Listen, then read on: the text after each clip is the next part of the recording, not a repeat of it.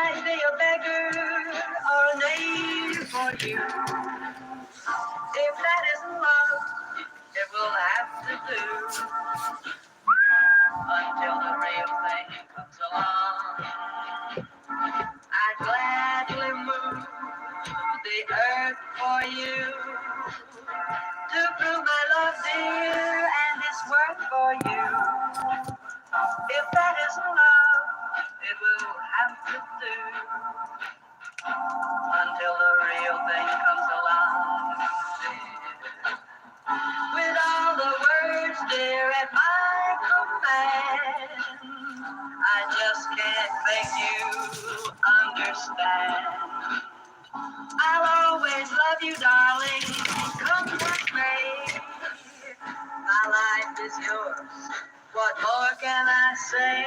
I cry for you, I die for you.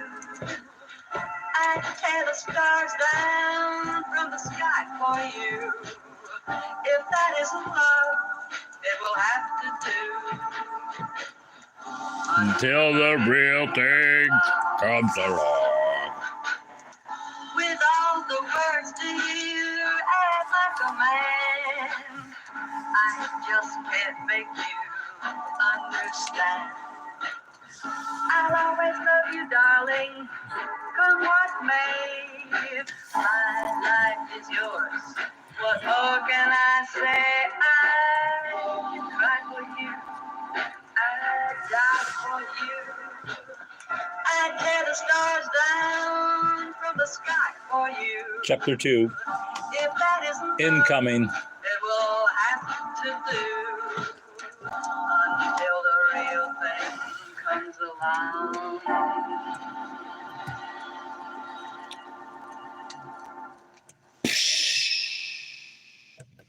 All right, Bobs, we're live. I've conveniently added non-copyrighted songs. Whoa, shit. Forgot to turn off the... There we go. That's the one thing I always forget, to turn off the volume in the channel. Chapter 2 of Donna Tartt's The Little Friend. My little friend, buddy. My little friend. The Blackbird. Let's see how many pages the Blackbird is. Better yet, what page is this? 61. Let's see how many pages till the next little break in the action. Right there. Page 68, that's 7 pages. Then there's that. It's about 10, 11 pages. Maybe we'll stop at 73. Shall see. The Blackbird. How you can read and stream, because I'm a fucking champion of all time, buddy. That's how. How can you listen and hear me read? Oh, shit. The Blackbird. This is from Donna Tartt's The Little Friend.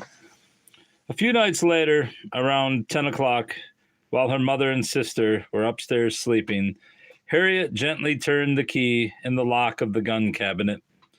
The guns were old and in bad repair, inherited by Harriet's father from an uncle who'd collected them.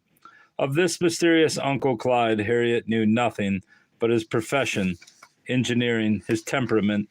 Sour, said Adelaide, making a face. She had been at high school with him, and his end plane crash off the Florida coast. Because he had been lost at sea, that was the phrase that everyone used. Harriet never thought of Uncle Clyde as dead. Exactly. Whenever his name was mentioned, she had a vague impression of a bearded tatterdemalion, like Ben Gunn in Treasure Island. I don't think this is doing anything except wasting electricity. Leading a lonely existence on some bleak, salty islet, his pants in rags and his wristwatch corroded from the seawater.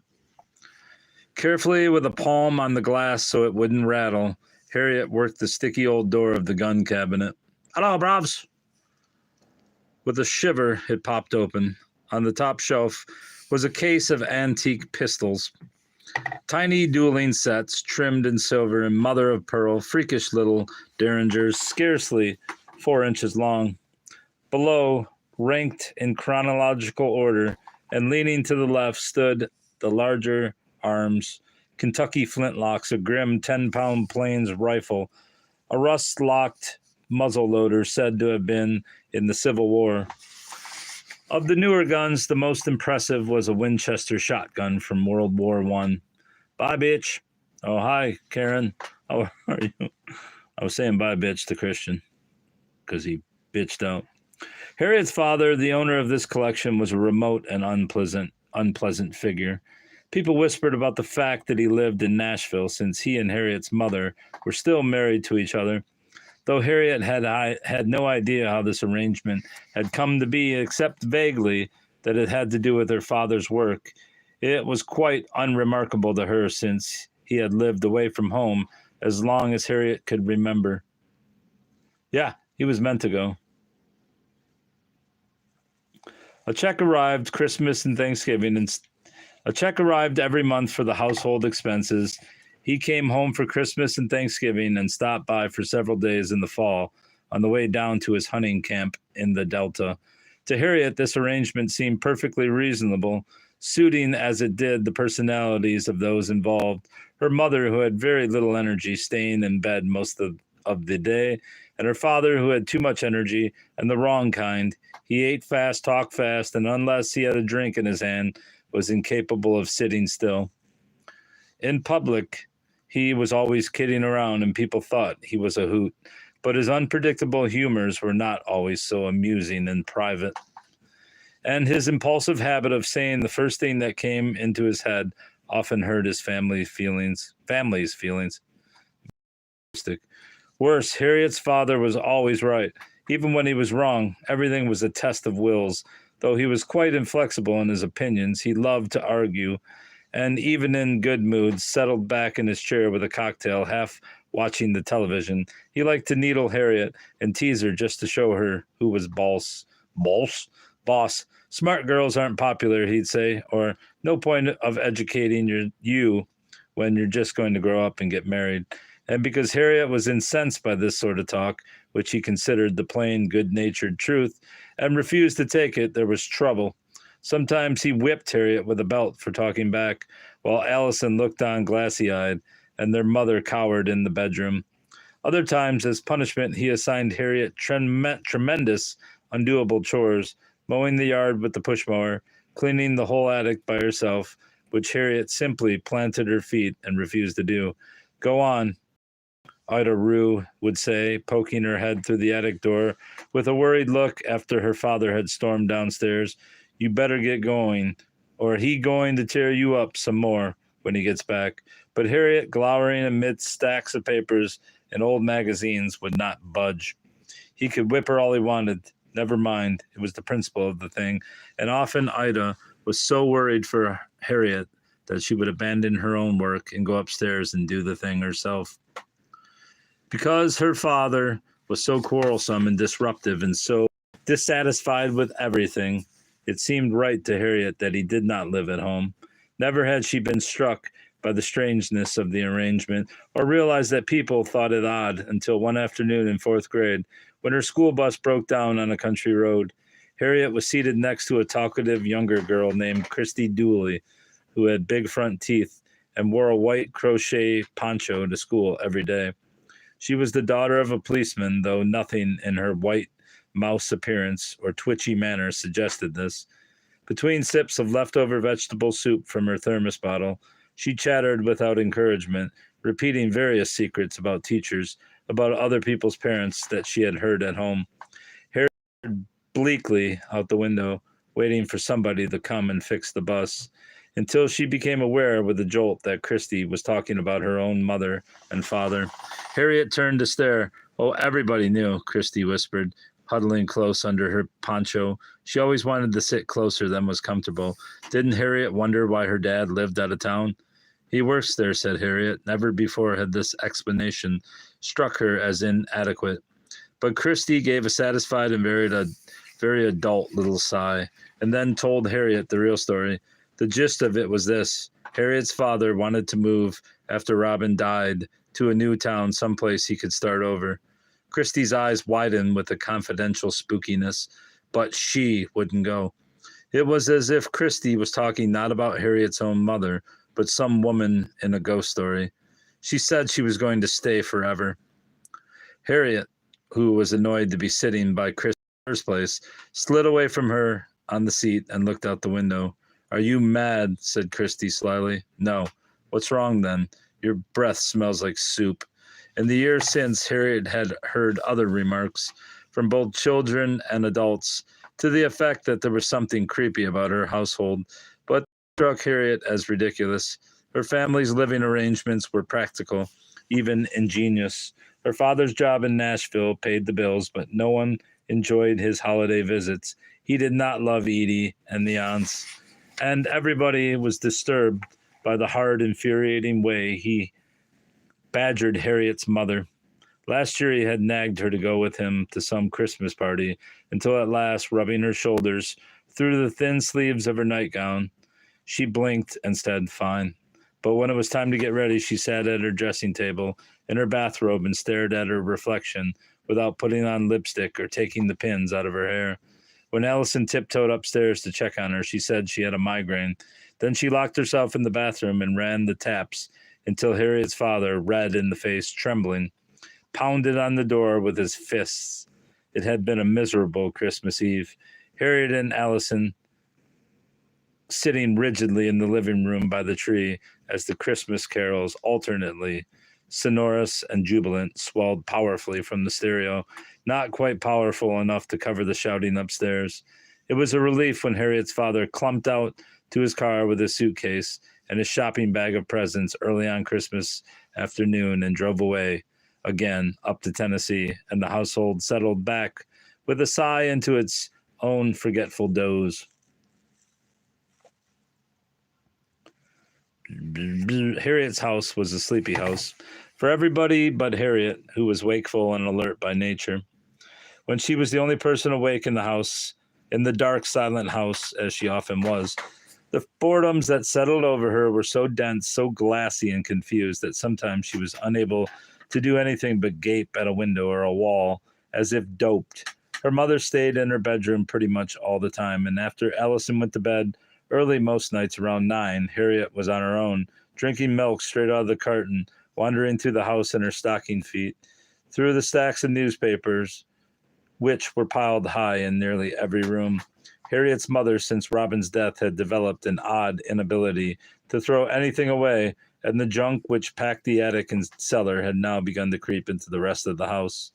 Sometimes Harriet enjoyed being up by herself. She switched on lights, turned on the television or the record player, called dial a prayer, or made prank calls to the neighbors. She ate what she wanted out of the refrigerator. She clambered up on high shelves and poked through cabinets she wasn't supposed to open. She jumped on the sofa till the springs squealed and pulled the cushions on the ground and built forts and life rafts on the floor. Sometimes she pulled her mother's old college clothes out of the closet, pastel sweaters with moth holes, elbow gloves in every color, an aqua prom dress that, on Harriet, dragged the foot under the ground. This was dangerous. Harriet's mother was quite particular about the clothes, though she never wore them, but Harriet was careful about putting everything back the way she'd found it, and if her mother ever noticed anything amiss, she never mentioned it. None of the guns were loaded. The only ammunition in the case was a box of 12-gauge shells. Harriet, who had only the haziest idea of the difference between a rifle and a shotgun, shook the shells out of the box and arranged them in starburst patterns on the carpet. One of the big guns had a bayonet attachment, which was interesting, but her favorite was the Winchester with the telescopic scope. She switched off the overhead light and propped the barrel on the sill of the living room window, and looked down the scope with narrowed eyes at parked cars, pavement sparkling under the high lamps, and sprinklers hissing on lush, empty lawns. The fort was under attack. She was guarding her post, and all their lives depended on it. Wind chimes tinkled on Mrs. Fountain's front porch. Across the overgrown lawn, along the oily barrel of the gun, she could see the tree her brother had died in. A breeze whispered in the glossy leaves, jingling the liquid shadows on the grass. Sometimes, when Harriet was prowling the gloomy house late at night, she felt her dead brother draw close to her side, his silence friendly, confidential. She heard his footfall in the creakings of the floorboards, sensed him in the playing of a blown curtain, or the arc of a door that swung open by itself. Occasionally, he was mischievous, hiding her book or her candy bar, replacing it on the seat of her chair when she wasn't looking. Harriet enjoyed his company.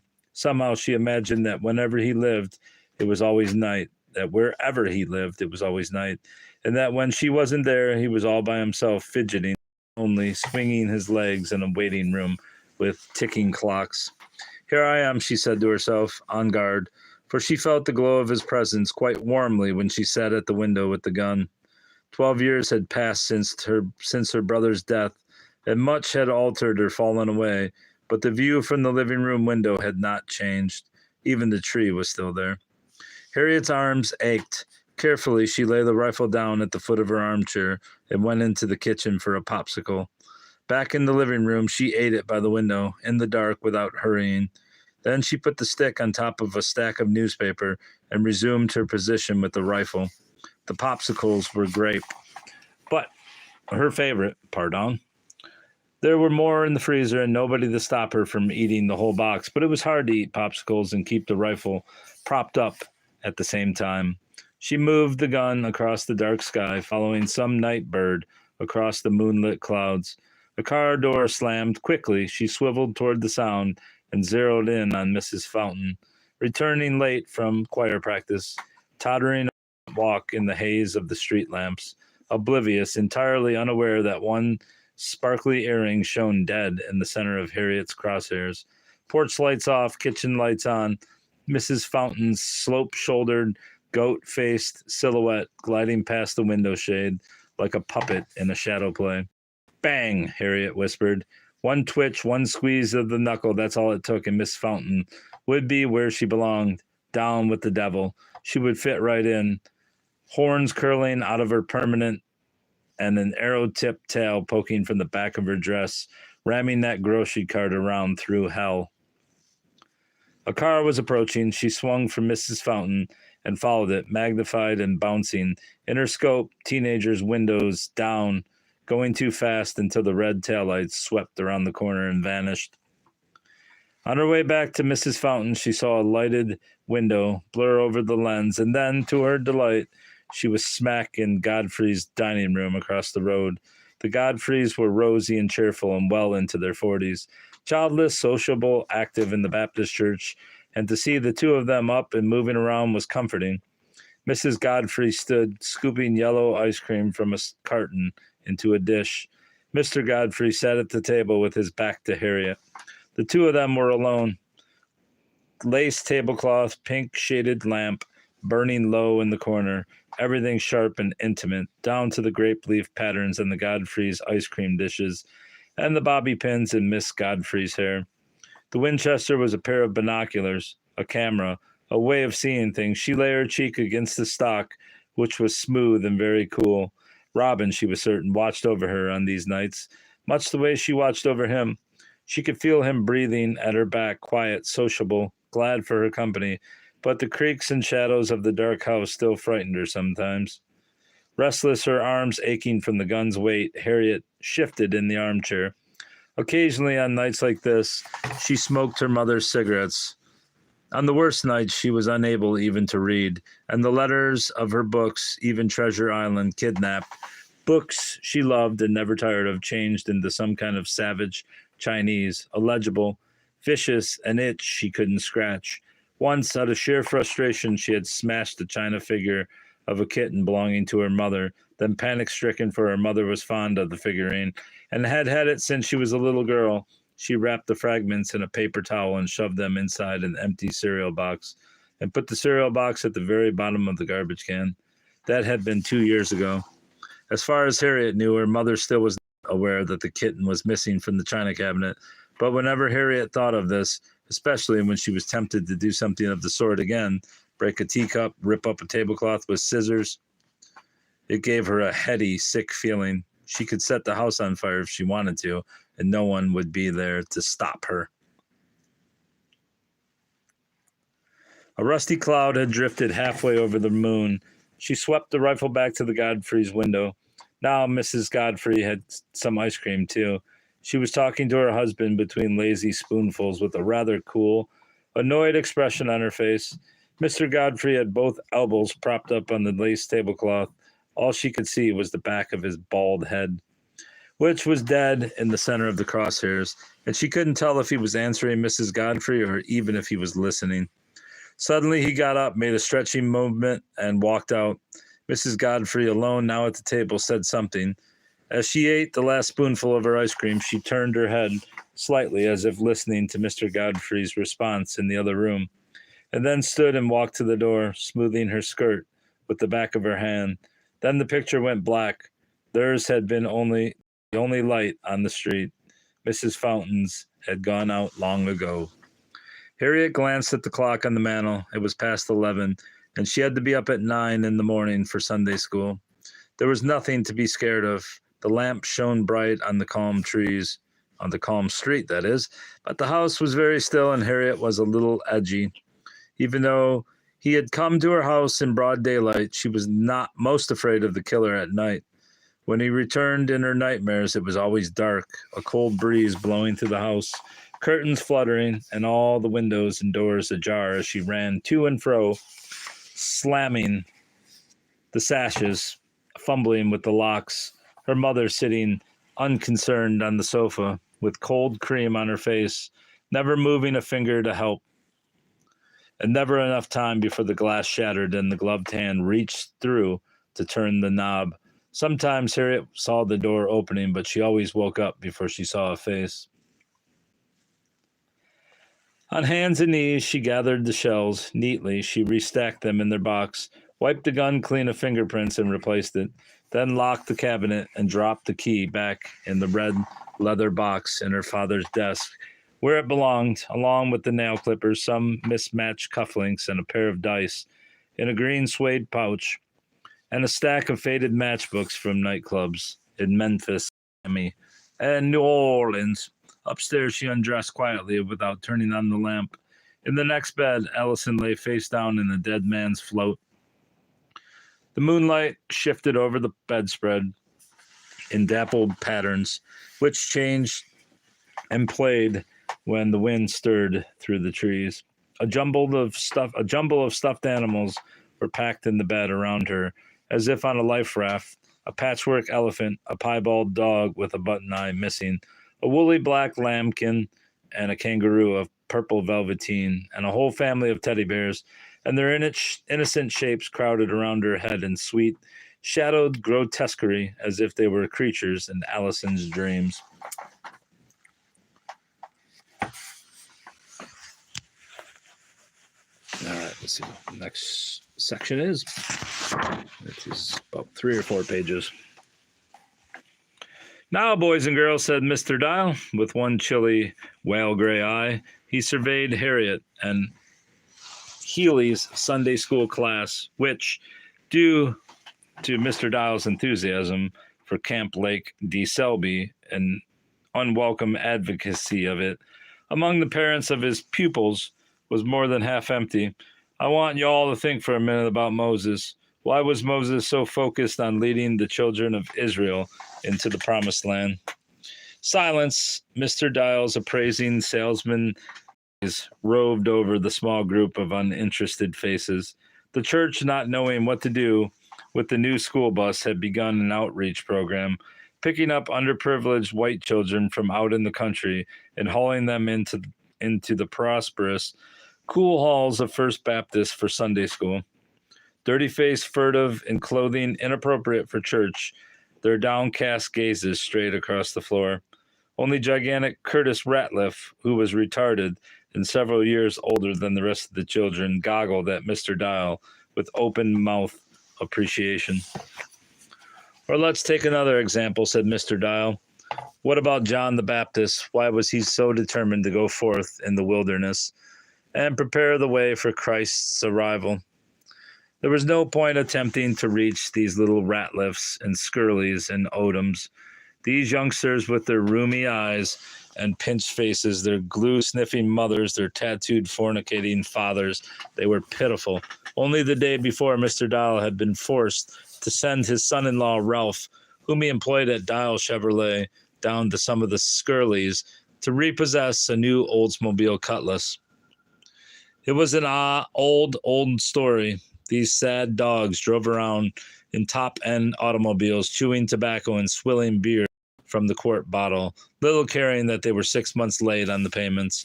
Another Skirley and 2 Odoms were due for a little visit from Ralph on Monday morning, though they didn't know it. Mr. Dial's gaze lighted on Harriet, Miss Libby Cleve's little niece, and her friend, the Hole Boy. They were old Alexandria from a nice neighborhood. Their families belonged to the country club and made their car payments more or less on time. Healy, said Mr. Dial. Healy, wild-eyed, started convulsively from the Sunday school booklet he had been folding and refolding into tiny squares. Mr. Dial grinned, his small teeth, his wide-set eyes, and his bulging forehead, plus his habit of looking at the class in profile rather than straight on, gave him the slight aspect of an unfriendly dolphin. Will you tell us why John the Baptist went forth crying in the wilderness? Healy writhed. Because Jesus made him do it? Not quite, said Mr. Dial, rubbing his hands. Let's all think about John's situation for a minute. Wonder why he's quoting the words of Isaiah the prophet in? He ran his finger down the page, verse 23 here. He was following God's plan, said a little voice in the first row. This came from Annabelle Arnold, her gloved hands folded decorously over the zippered white Bible in her lap. Very good, said Mr. Dial. Annabelle came from a fine family, a fine Christian family, unlike such cocktail-drinking country club families as the Halls. Annabelle, a champion baton twirler, had been instrumental in leading a little Jewish schoolmate to Christ. On Tuesday night, she was participating in a regional twirling competition on over at the high school, an event of which Dial Chevrolet was one of the main sponsors.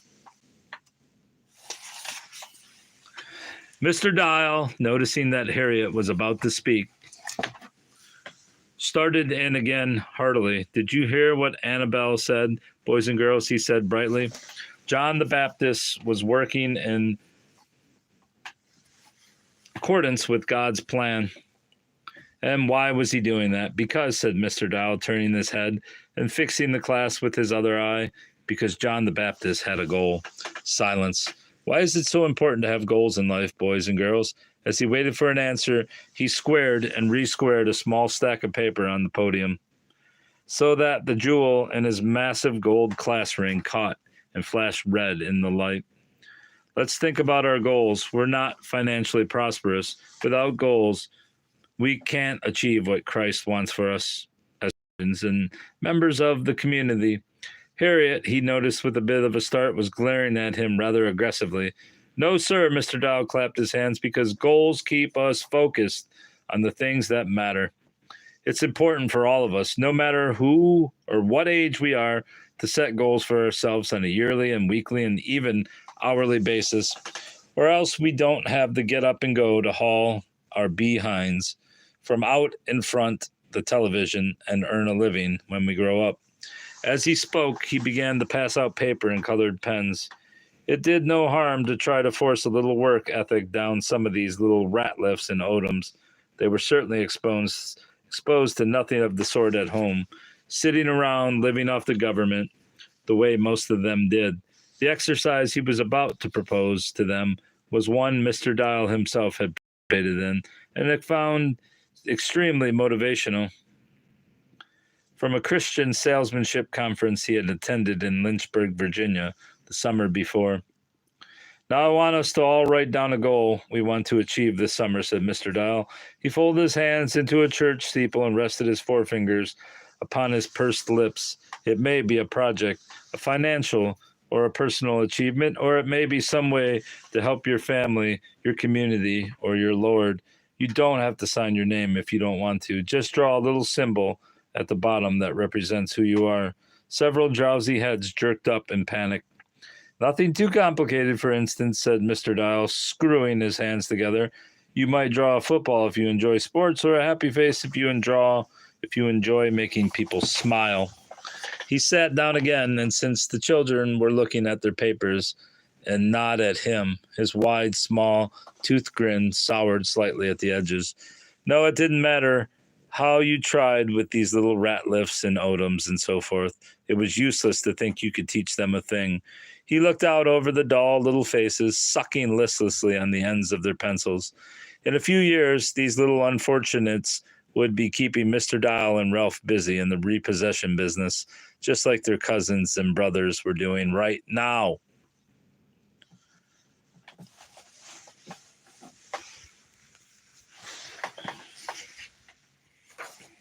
Healy leaned over and tried to see what Harriet had written on her paper.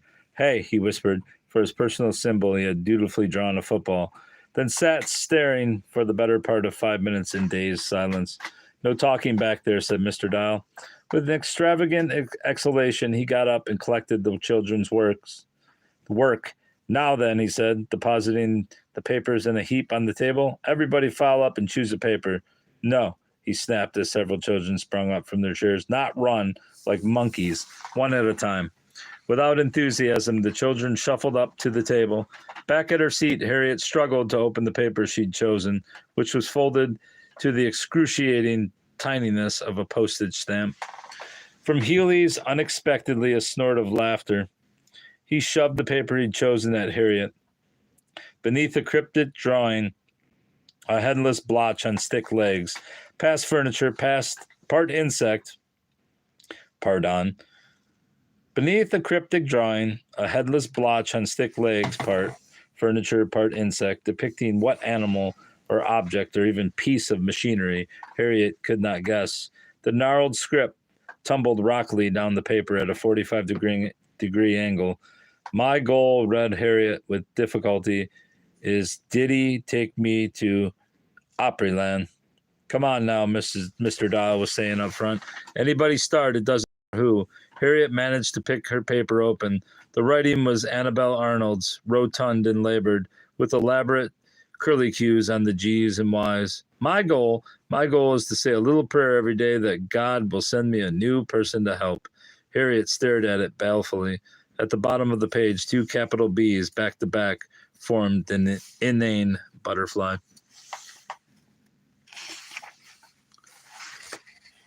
Harriet, said Mr. Dial suddenly, let's start with you. With a flatness that she hoped would convey her contempt, Harriet read the curly-cued vow aloud. Now that's an outstanding goal, said Mr. Dial warmly.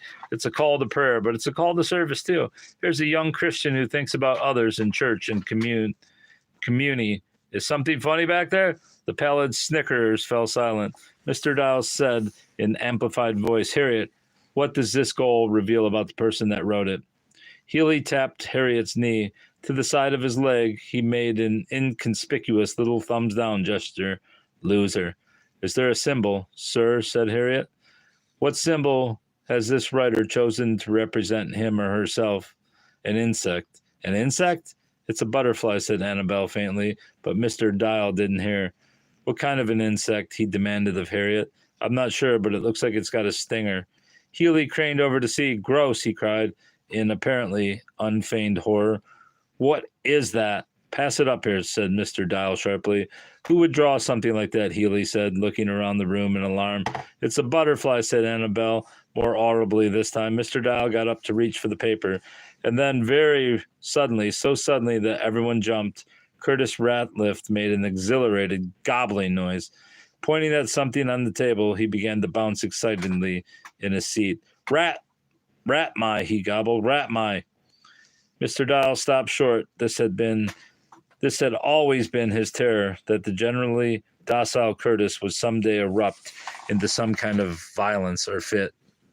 Quickly, he abandoned the podium and hurried to the front row. Is something wrong, Curtis? He said, bending low, his confidential tone suddenly, Jesus Christ, he said, bending low, his confidential tone audible over the whole classroom. Do you need to use the toilet? Curtis gobbled, face scarlet. Up and down he bounced in the squealing chair, which was too small for him, so energetically that Mr. Dial winced and stepped backwards. Curtis stabbed at the air with his finger. Rat my, he crowed. Unexpectedly, he lunged from his chair. Mr. Dial stumbled backward with a small, humiliating cry and snatched the crumpled paper off the table. Then, very gently, he smoothed it flat and handed it to Mr. Dial. He pointed at the paper. He pointed to himself. My, he said, beaming. Oh, said Mr. Dial from the back of the room.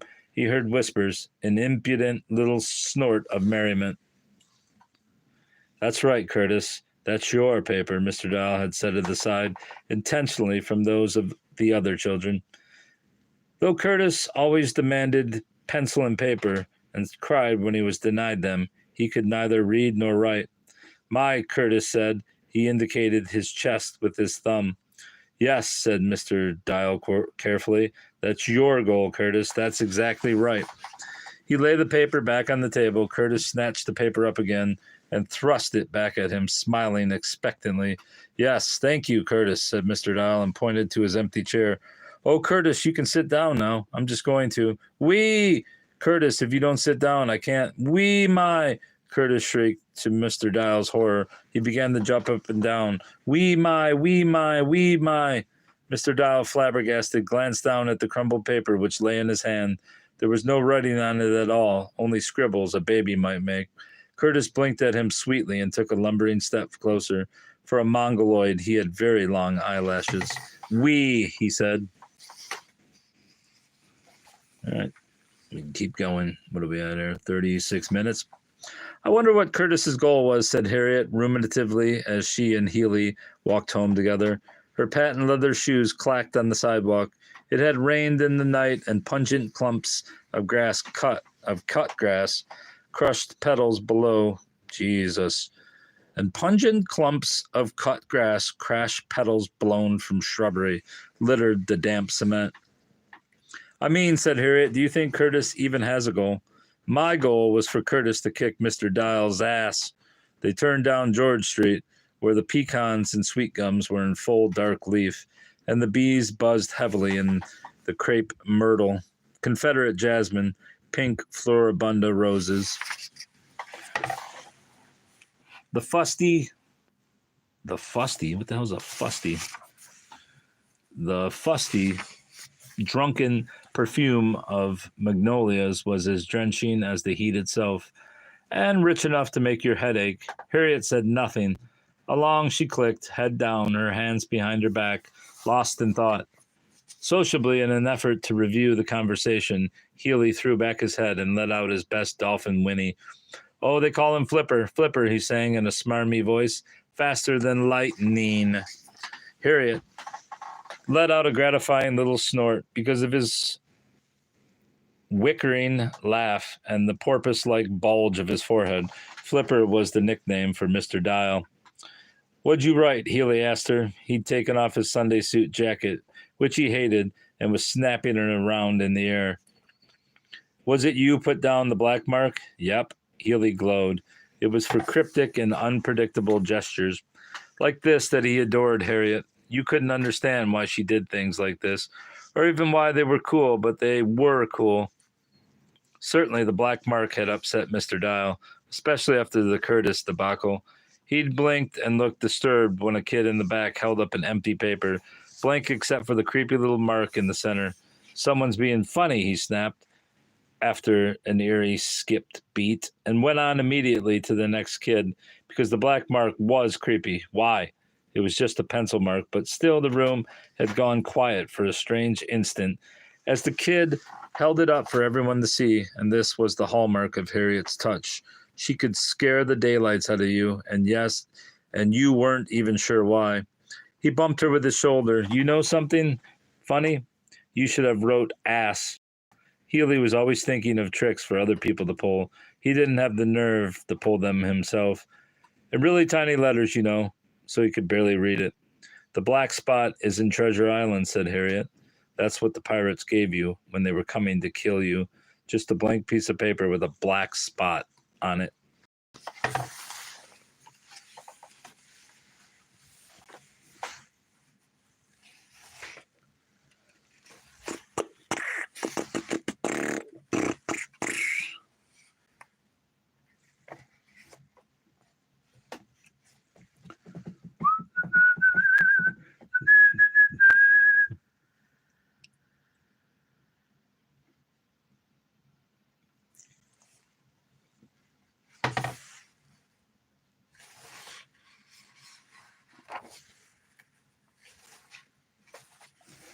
Right, bruvs. I'll keep reading, even though no one's here. Once home, Harriet went into her bedroom, and dug out a notebook she kept hidden beneath the underwear in her bureau drawer. Then she lay down on the other side of Allison's twin bed, where no one could see her from the doorway. Though she was unlikely to be disturbed, Allison and her mother were at church. Harriet was supposed to have met them there, along with Edie and her aunts, but her mother would not notice or much care that she hadn't shown up. Harriet did not like Mr. Dial, but nonetheless, the exercise in the Sunday school room had got her thinking. Put on the spot, she had been unable to think what her goals were for the day, for the summer, for the rest of her life. And this disturbed her, because for some reason the question was merged and entangled in her mind with the recent unpleasantness of the dead cat in the tool shed. Harriet liked to set herself difficult physical tests. Once she tried to see how long she could subsist on 18 peanuts a day, the Confederate ration at the end of the war, but mostly these involved suffering to no practical point. The only real goal she was able to think of, and it was a poor one, was to win the first prize in the library's summer reading contest. Harriet had entered it every year since she was 6 and won it twice. But now that she was older and reading real novels, she didn't stand a chance. Last year, the prize had gone to a tall, skinny black girl who came 2 and 3 times a day to check out immense stacks of baby books like Dr. Seuss and Curious George and make her way for ducklings. Harriet had stood behind her in line with her Ivanhoe and her Algernon Blackwood and her Myths and Legends of Japan, fuming. Even Mrs. Fawcett, the librarian, had raised an eyebrow in a way that made it perfectly plain how she felt about it. Harriet opened the notebook. Healy had given it to her. It was just a plain spiral-bound notebook with a cartoon of a dune buggy on the cover, which Harriet did not much care for, but she liked it because the lined paper was bright orange. Healy had tried to use it for the geography notebook in Mrs. Criswell's class 2 years before, but had been told that neither the groovy dune buggy nor the orange paper was suitable for school. On the first page of the notebook in felt-tip pen, also pronounced unsuitable and confiscated by Mrs. Criswell, was half a page of sporadic notations by Healy. World Geography, Duncan Healy Hall, Alexandria Academy, September 4th. The 2 contests that form a continuous landmass, Urge and Azek. The one half of the Earth above the equator is called the Northern.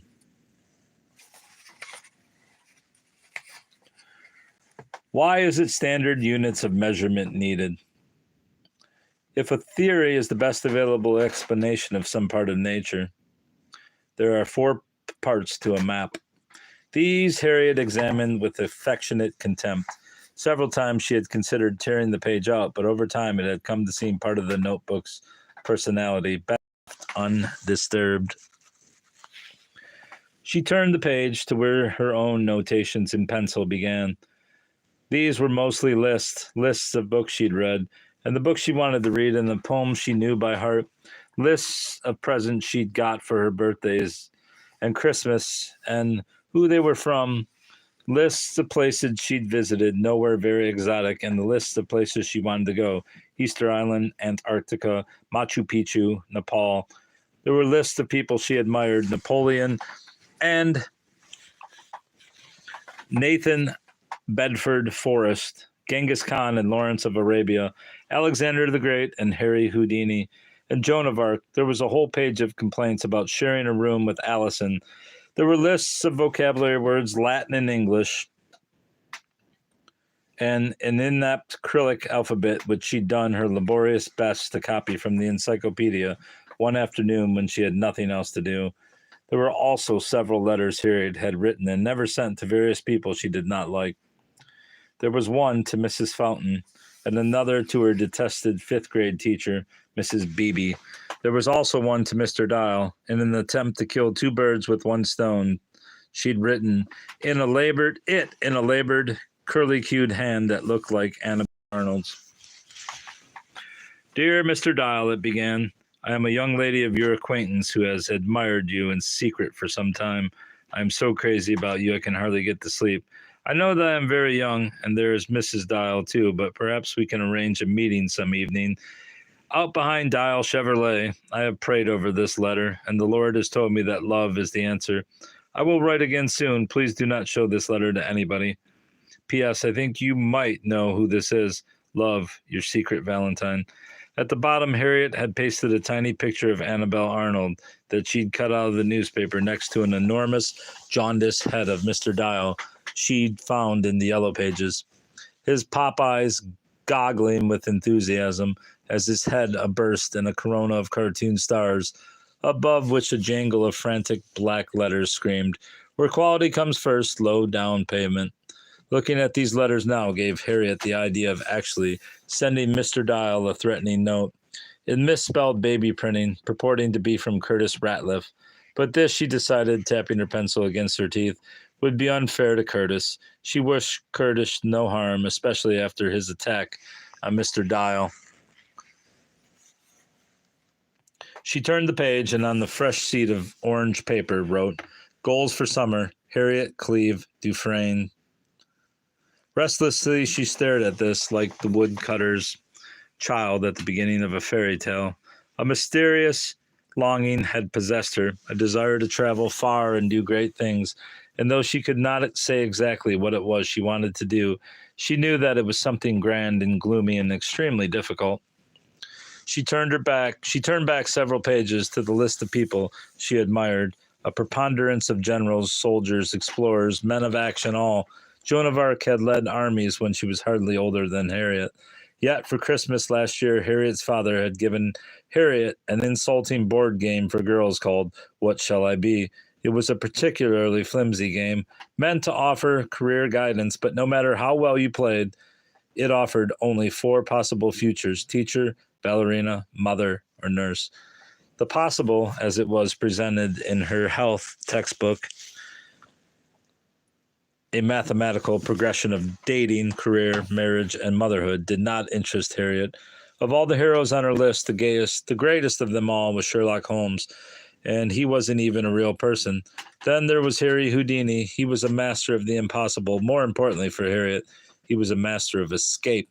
No prison in the world could hold him. He escaped from straitjackets, from locked trunks dropped in fast rivers, and from coffins buried 6 feet underground. And how had he done it? He wasn't afraid. St. Joan had galloped out with the angels on her side, but Houdini had mastered fear on his own.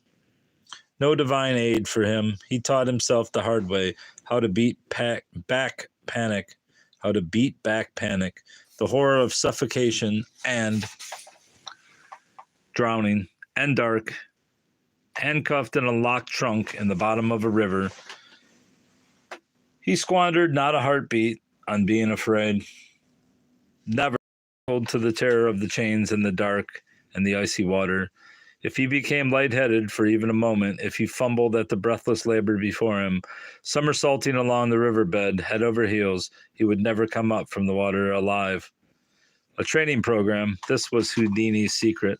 He'd immersed himself in tubs of ice, swum immense distances underwater, practiced holding his breath until he could hold it for 3 minutes. And while the tubs of ice were impossible, the swimming and the breath holding, this she could do. She heard her mother and sister coming in the front door, her sister's plaintive voice unintelligible.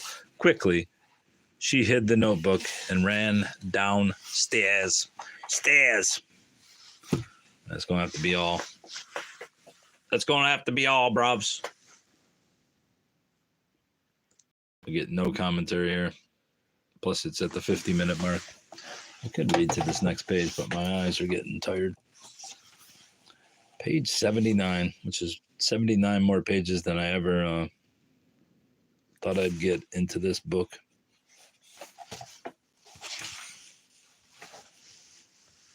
Suppose I could read this one last page, but I'm not going to.